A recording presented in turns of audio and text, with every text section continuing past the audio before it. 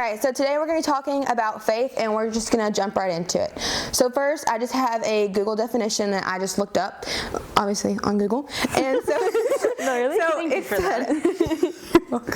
so it said faith is the complete trust or confidence in someone or something. And this wasn't just from any religious aspect. It was I just literally looked it up, and then we're all going to kind of break it down in different ways. So the way I think of faith, and I've always thought about this ever since a concert I went to with Toby Mac. You probably do not remember that, Caitlin. Anyway, he was talking about when you're sitting in a seat, you don't think about, like, most people, now some people may, I don't know. When you sit in a chair, you don't think, oh my gosh, the leg is going to break off, or something like that. You don't think about that. You just trust that the chair is going to hold you. No. Or like unless my mother built when you get an airplane. Like when you get in a car. Okay, yeah. Like in theory, sure, anything could happen, but like in an airplane, like we've been on an airplane before, I'm sure most of us, I don't know. Anyway, when you get in an airplane, you're not like asking the pilot everything. You're just trusting that they're going to. Are you sure this has an engine? Like you're just. Where did you get certified? Yeah, like do you have your license? Yeah. Like can you drive? Like, I don't know. Anyhow, but you're not like worried about the whole time. Like oh my gosh, what's going to happen? And it's funny to me that we we're fine in a car, but we don't seem to trust God. And I think that's when faith really comes in. And I'm going to read a verse actually because I'm not going to go back into that. So this is the first verse that I like. It's Hebrews 11:1. It says, "Now faith is the reality of what is hoped for, the proof of what is not seen."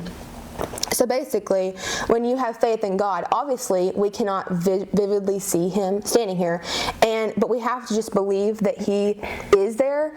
And I feel like a lot of times it's really hard to do that, just because we don't have a person standing there or even a person talking to us, but we have to just believe in that. And I feel like a lot of times it's really hard to do that. That's a verse I don't even know where that verse is at. Anywho. Okay, I'm going to go into a different verse because that kind of all ties into that. Let me find it. Okay, so the second verse is Romans 10:17. And it says, "So faith comes from what is heard, and what is heard comes through the message about Christ." And basically that just says, like, to have faith, we have to be reading the Word of God, because you can't believe something and put full reliance and trust into something if you're not reading about it. I mean, that doesn't make no sense. Like, if you can't believe something if you've never learned about it, Like, if I'm sure any of us have never read the Bible, why would we believe it? Exactly. Like, why would we put all of our trust into something we know nothing about? If there hasn't been evidence of the fact, like, it's related to my life, then I definitely would not be here right now. And that's why people say planting seeds. Like, obviously, you don't look at the ground and a flower just pops out. You plant the seed, you water it, it grows. You have to nurture that before it becomes. And a lot of people think like you're gonna get there so fast because you see all these people and like they're so far along in their faith, but you have to start somewhere. And I feel like even for us, I mean, we're just teenage girls, but we're continuing and we're growing, and you don't start just this big person that I know all about the Lord. You have to start somewhere, and that all starts from a little seed. You have something to say? Yeah, go for it. Okay, it's a little fact thing. When you said something about like the Bible and how you have to read it to like gain trust in it, and like how the proof and stuff, when you look at it after Jesus rose from the dead, He appeared to like 500 men. Yep. Yes, and like those people, they believed with all they had, and the disciples, they believed with all they had that Jesus was Lord, to the point where they were brutally tortured and they were brutally murdered. And it's crazy. You don't go through Roman torture for a lie. Like they believed it with everything they had. Yes, like with everything. Like they were getting crucified, their heads cut off. They were like, it's crazy, and you don't just do that for something that's not true. Exactly. There's so much evidence. Like there's so much evidence that I don't. For forever, like historians have used the Bible to find things. Because it's so credible. And then also like faith, it takes effort. It takes effort to put that much reliance and trust into something that we really can't see, and we can't fully wrap our minds around it. Because our human minds are not capable of wrapping anything around that. Like when you think of eternity, our minds cannot think that far. Because like you think of eternity, and you're like forever and ever and ever, and you're like, oh wait, what? Exactly. We can't even comprehend that. Because I'm always like, okay, the day is gonna end, but like, wait, eternity never ends, and that's just like it didn't begin. It's always been. Like that is crazy. it's crazy. And but we just have to have faith in that, because it's one of those things we'll never be able to understand, you know.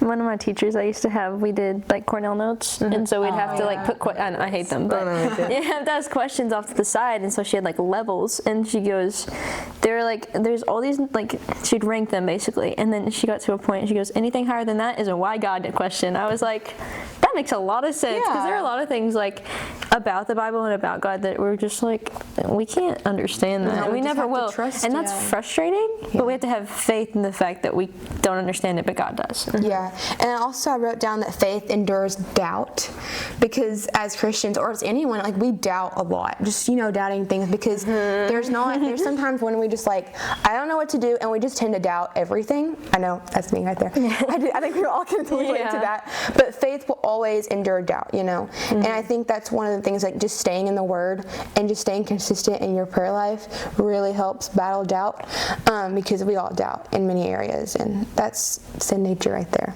Thanks to Adam. Well, that's another thing, like, when you have faith in those moments, you can, like, see God moving, but I feel like that's such a bad phrasing for that, because a lot of the time when we talk about seeing God move, people get an image of like God actually doing this stuff, like in person and doing this action, and like when you look back. Well, like, I'm talking about in the moment, like when you're talking to someone, and then, like, say I walk up to someone and I talk about a very specific topic about my life, and then they come to me and they're like, oh my gosh, I've been dealing with this exact situation. Like, God moves through people. Yeah, that's crazy. And like that's an example of seeing God move.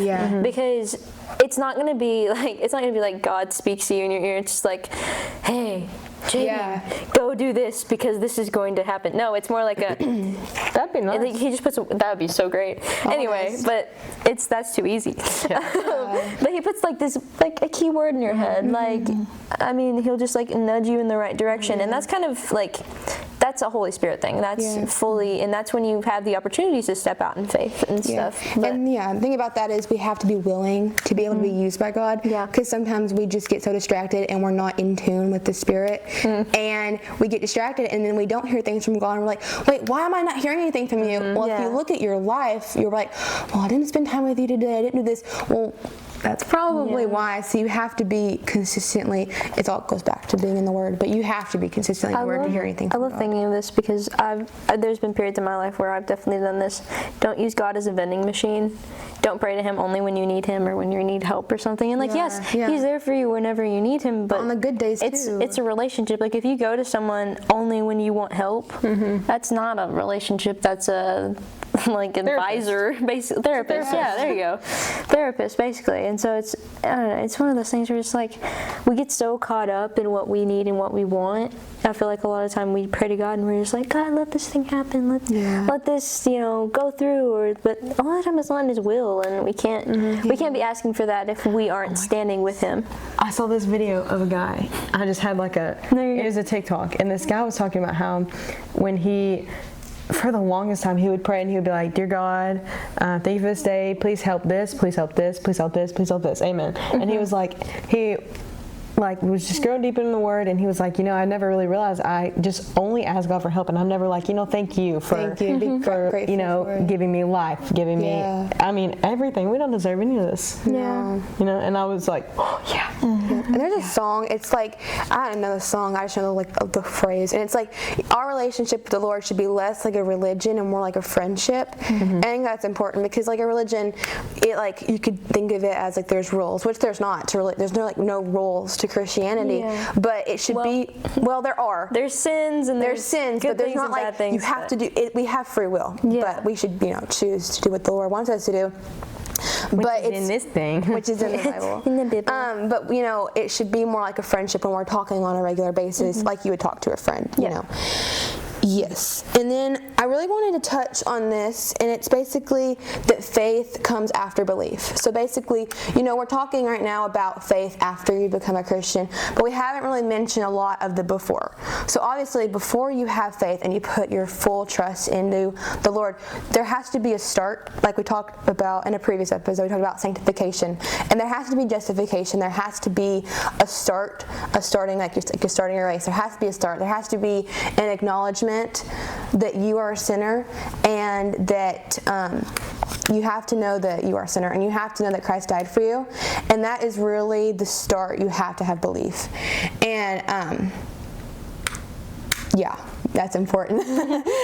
Just acknowledging that Jesus did die for you, and that he did rise again. He did rise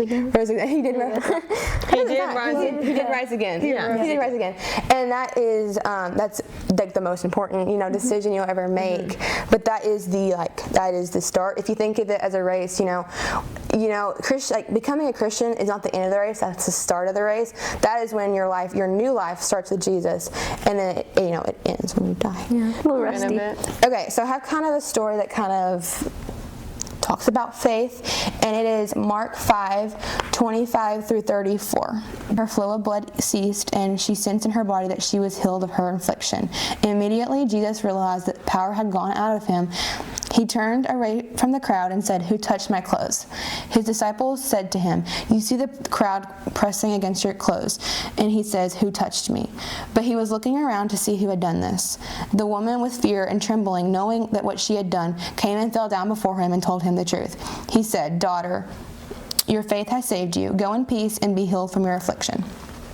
And I love this story. I think it's one of my favorite stories because, this woman, she was suffering for 12 years, and she was considered an outcast. She was considered impure. She was disgraced by everyone. No one wanted to be around her, and she spent all her money on doctors trying to find something that would work, and nothing would work. And then she heard about Jesus, and if you've ever seen The Chosen, this gives a really good representation on this, which I love The Chosen. We all do. But anywho, she was just trying to find something that would work, and she heard about Jesus, and she heard about him and all the miracles that he was doing, and she was like, well, maybe that will work. And so Jesus was going through the crowd. Wait. It wasn't more of a maybe. It was more of a this has to work. Yeah, that was her last. Sorry, yes. Yeah. That was the last resort because she had been like that for 12 years and the doctors, they couldn't do anything. And so they were going through the crowd, and she was like, well, if I just can touch the hem of his garment, then I'll be healed. She had that faith, which I'm like, that's crazy. That's a crazy thought. That's a crazy thought. You're like, I'm healed. Yeah, I know. But then she touched his garment, and she was healed. And and I kind of think it's like God has a sense of humor because he knew it was her. Yeah. But he asked, who did that? I'm like, obviously he knew. Obviously he knew. Jesus. He knew. And he asked, and I love the part where he calls her daughter, and I think that is such an amazing thing because I feel like in that moment she was saved. In that moment she had that relationship with the Lord because she had so much faith that he would heal her, and that's what saved her, was her faith. So for my definition, I actually coincidentally have the same verse that she had, basically. And I didn't even know it until now. And it says, wow, I feel like I've heard this before.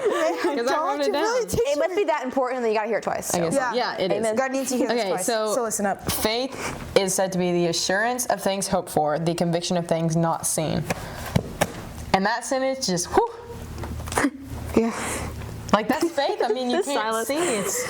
Because, I've always known about God. I grew up in church, always known about him.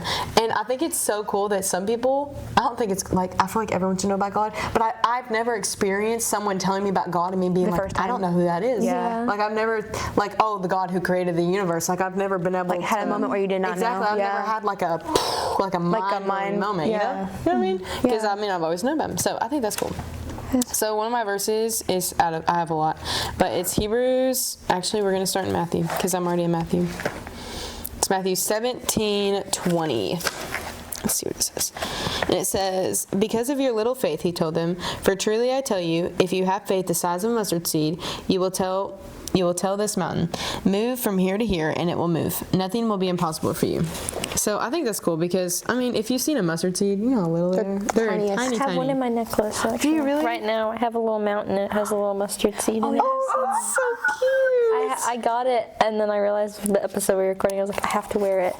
Yes. Someone's going to bring it out. Yep. But just having faith, like he said, having faith is the foundation, of you learn about God, you choose to put your trust in him and have him as your entire life, really, and then you have faith, and then you live out live out that. That's, I mean, the beginning of it, and the middle of it, and the end of it, and all of it. Yeah. And All of it, like all of it? all of it. And so one of my favorite Bible stories is the story of Esther. And I actually saw this in Sight and Sound Theater. And if you have not seen it, it's so good. I recently saw it this summer. it's so good. Anyway, so some background on Esther, if you know Esther. Esther was a young Jewish woman who she was put in this group of girls who were going to go before the king, and he was going to pick one of them to be his new queen.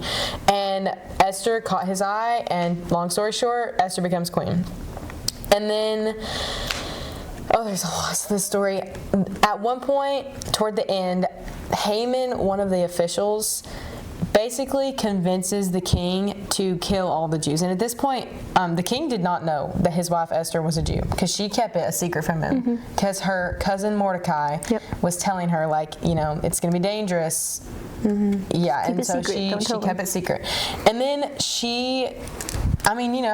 if you're being told, your entire people are going to be killed. I mean, That's scary. That is scary. And she was scared, and she had the faith, and she was like, God can help me through this. And she went to the king, which she could have been killed for easily. Yeah. She wasn't summoned by him. He could have killed. Yeah. He could have killed her.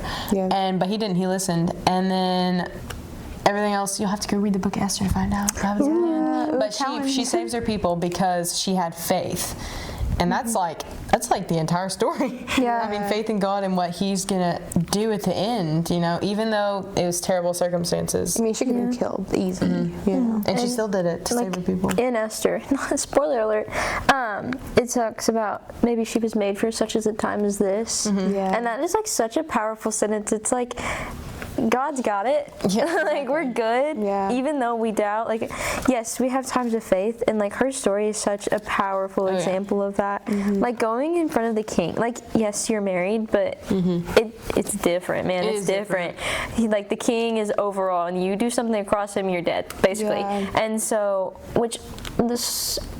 and so that's like a scary thing to think. Like going up to the president. Can you imagine going up to the president and like, hey man, can we talk about this real quick? Like, And I mean, even though they're husband and wife, they didn't have the relationship like we think husband and wife are. Because he's king, Yeah. He hadn't summoned He has to have a king or queen. a while. It was one. Yeah, it was a while. Yeah. It was something to do with a 3. I know that. 3 months, 30 days. Okay, so my second verse is Ephesians 2:8-9. And I actually have it highlighted. I didn't even realize that. Okay. It says, "For you are saved by grace through faith. And this is not for yourself. Sorry, this is not from yourself. It is God's gift, not from works, so that no one can boast." So, obviously, we can't get to heaven through works. No. But works are part of Faith. Christianity. I mean, God created us to live on this earth and tell people about Him, and to love Him, and to worship Him and live for Him. And it says we are saved. We are saved by grace. We are saved by grace through faith. Like I was saying, it's the literal foundation of. We have to have faith. I mean, you can't believe in something, you can't trust in something, you can't, truly be in it unless you believe in it, unless you have faith about it. And like works will come through your faith. Exactly. There will be works that come. You'll feel want to. inside like, I want to go help people. You'll bear. Like I love going on mission trips and stuff. I love doing that. Like you have a desire to do good things. Yeah. And like when you first step out on faith, it's scary. It is. It's really, really scary. Yeah. But as you do it, it gets easier, and you can see God move through it so much. Or you don't know. That's actually our story. So, like last year, there was this point, and I basically, it wasn't depression, but I was sad all the time. Just this like little 2-week period, and I don't know what was wrong. I couldn't place it. I just wanted to be around people. I didn't want to be alone. And I honestly was like, I don't know if I'm going to get through this, because I've never been through really anything like that. And I was like, God, I need help, because I was just flat out.